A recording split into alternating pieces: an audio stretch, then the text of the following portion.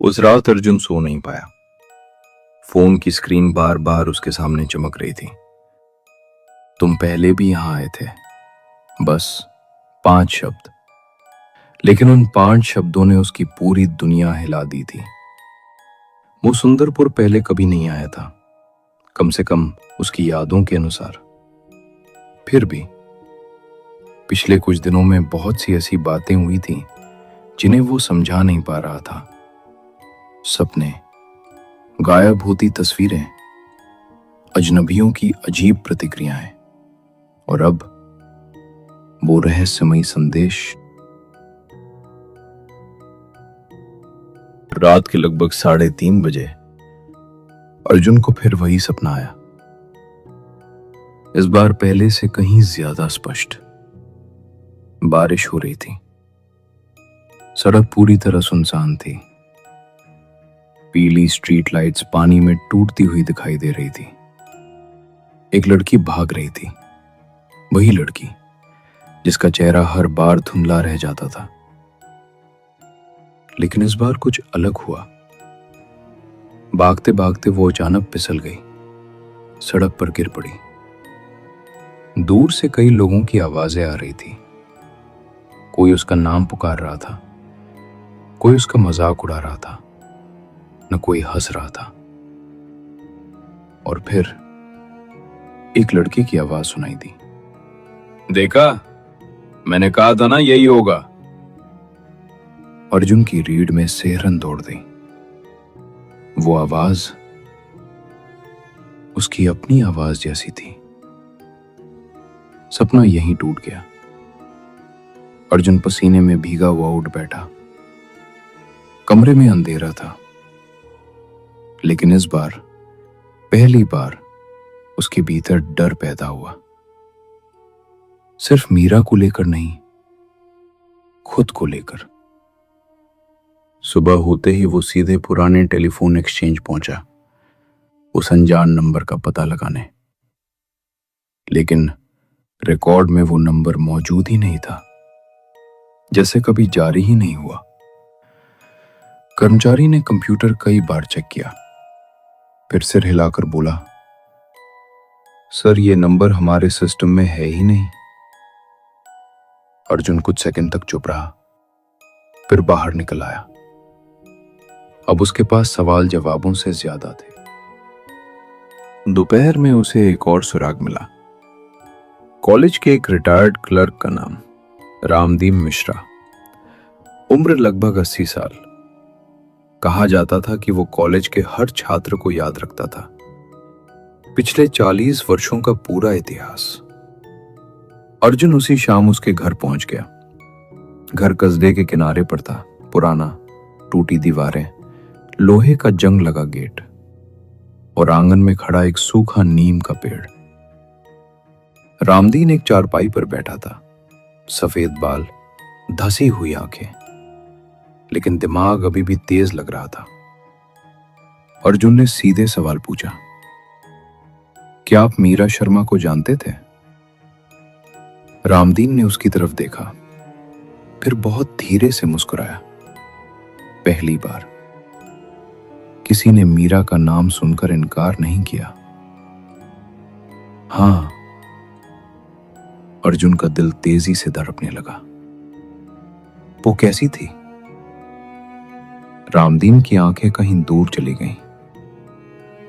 बहुत जिद्दी। मतलब बाकी लोगों जैसी नहीं थी। कैसे? सवाल पूछती थी। उसने धीरे से कहा, और इस कस्बे को सवाल पूछने वाले लोग कभी पसंद नहीं आए।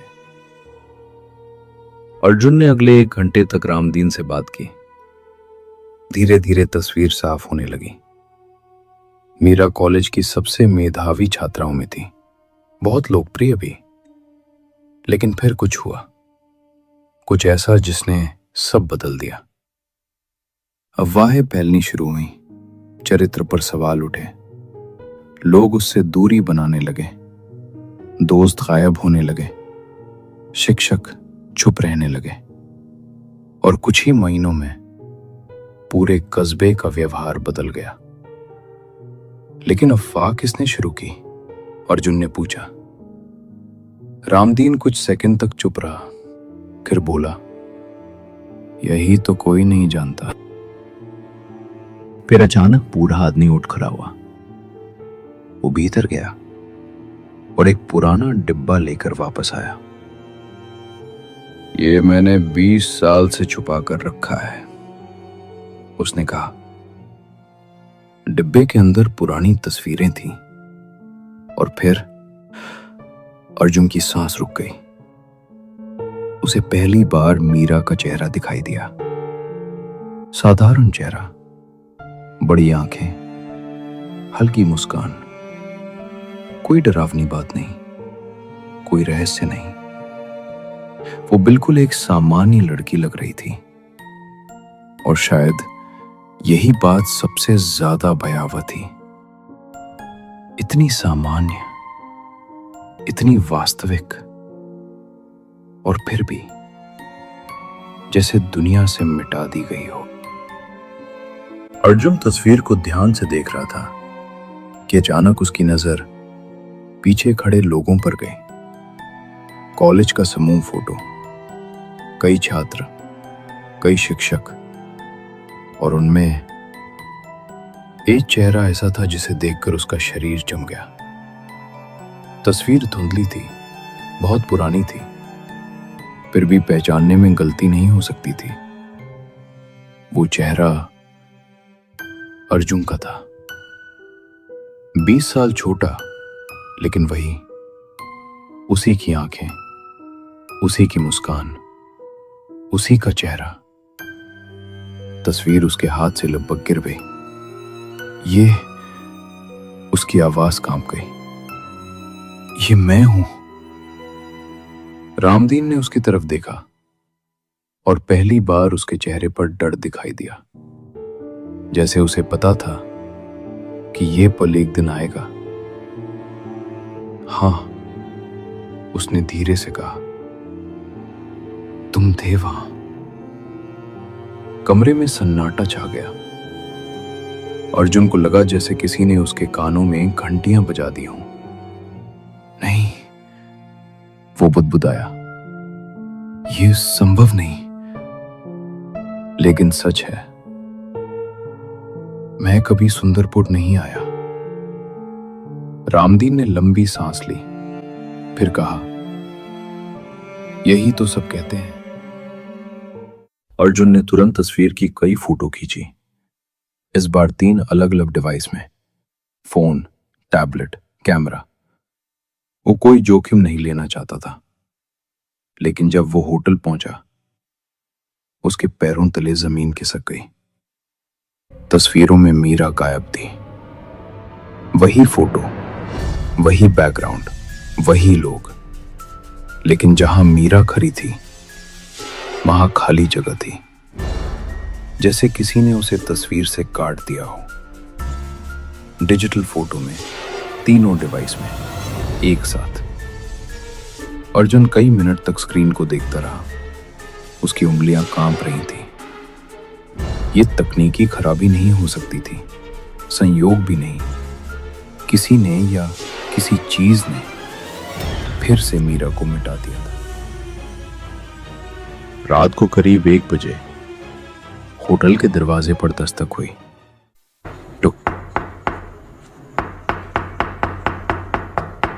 3 बार, धीरे, नपी तुली।